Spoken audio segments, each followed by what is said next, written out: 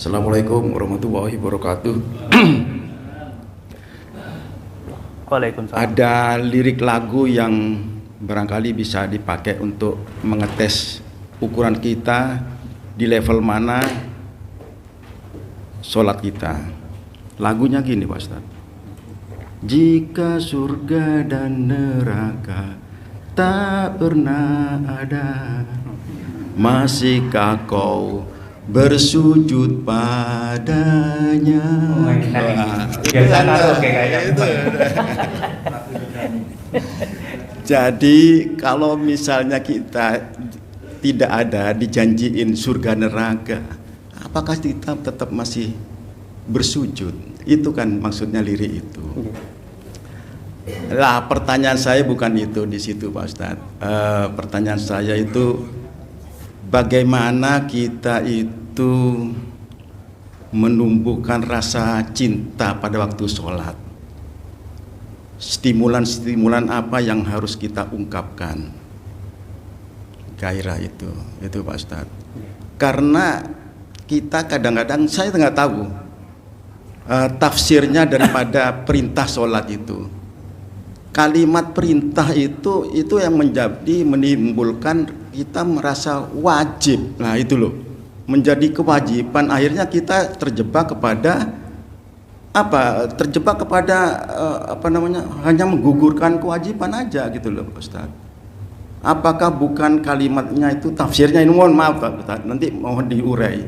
Apakah bukan perintah ya yang lebih tepat, tapi adalah petunjuk? Karena kalau kita kaitkan dengan ayat-ayat yang lain, bahwa Al-Quran itu adalah hudan linnas, petunjuk kepada Allah. Barangkali itu yang membuat kita menghindar dari jebakan kewajiban itu, sekedar menggugurkan kewajiban. Itu barangkali Pak Ustaz. Terima kasih. Mohon diurai. Saya jawab nih Pak. Bismillah. Kita ini sebagai umatnya Nabi Muhammad SAW itu punya privilege tersendiri Pak.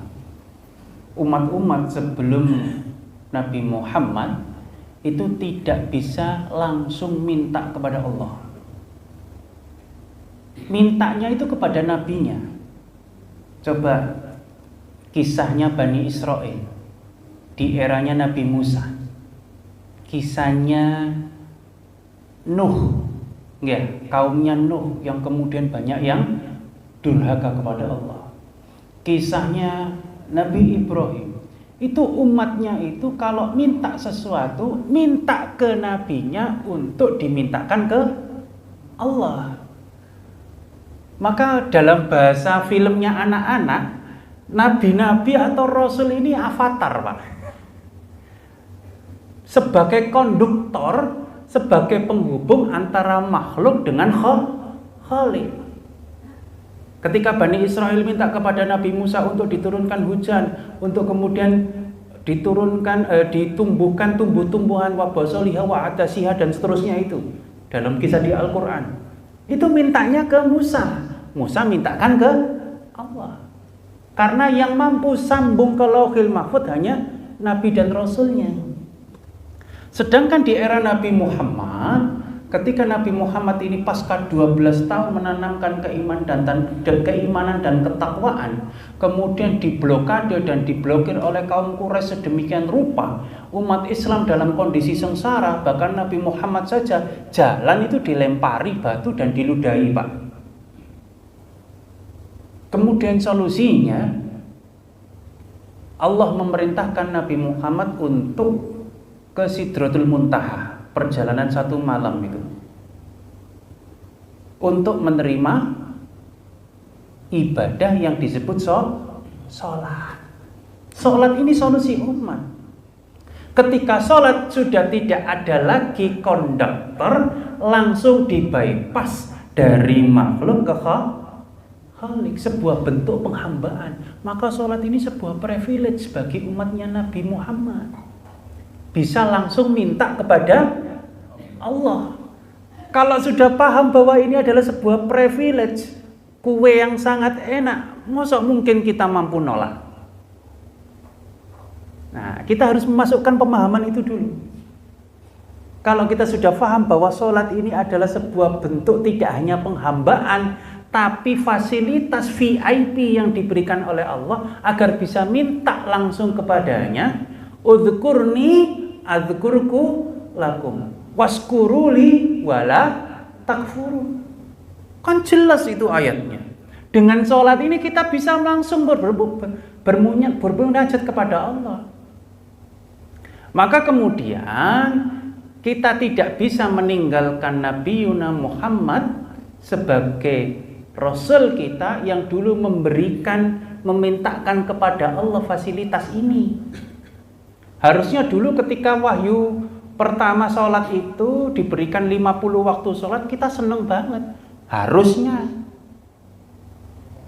Tapi Nabi Musa yang kemudian bernuansa syariat sama syariat banget itu, ketika Nabi Muhammad pulang dari Sidratul Muntaha, di tengah jalan dicegat Musa, oh nggak kuat umatmu kalau 50. Balik lagi, minta diskon. Diskonnya dari 50 menjadi 5 waktu. Kok seandainya waktu itu 50 waktu tidak didiskon, itu kemudian kesempatan kita untuk selalu berdekatan dengan Allah terbuka lebar. Jadi sholat itu adalah privilege-nya umatnya Kanjeng Nabi untuk bisa minta langsung kepada Allah. Pemahaman dulu ini yang harus kita tanamkan. Maka di dalam otak kita ini harus paham betul apa itu iman, apa itu takwa. Baru paham sholat. Problemnya kita berdebat urusan teknis sholat Pak sekarang ini. Pak Ngapunten. Iya atau tidak? Yang benar itu segini atau segini, yang benar itu sendekap atau begini. Habis iktidal sami Allahu liman hamidah, yang benar itu tegap atau sendakap. Kita berdebat berkutit urusan syariat saja. Hakikatnya tidak tersentuh. Itu problem kita saat ini. Sekalipun kita sesuai syariat, misalkan sholatnya, ternyata belum tentu connect ke Lauhil Mahfuz. Connect ini kita harus latih. Mengasahnya dengan apa? Rasa syukur. Makanya konektivitas pertama adalah kalimat Alhamdulillah. Kalau kita tidak paham ini Pak, mustahil kemudian mampu connect gitu Pak.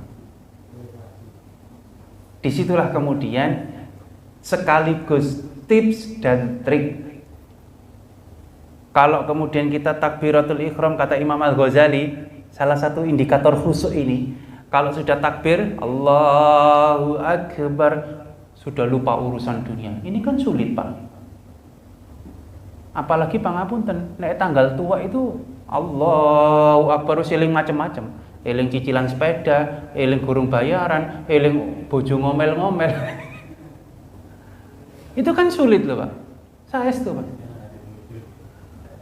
Allahu Akbar itu sulit. Sulit Pak.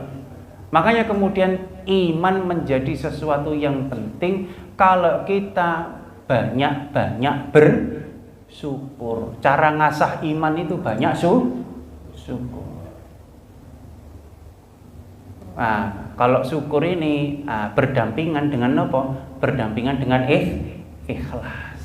ikhlas dan banyak bersyukur. Itu tipsnya Pak.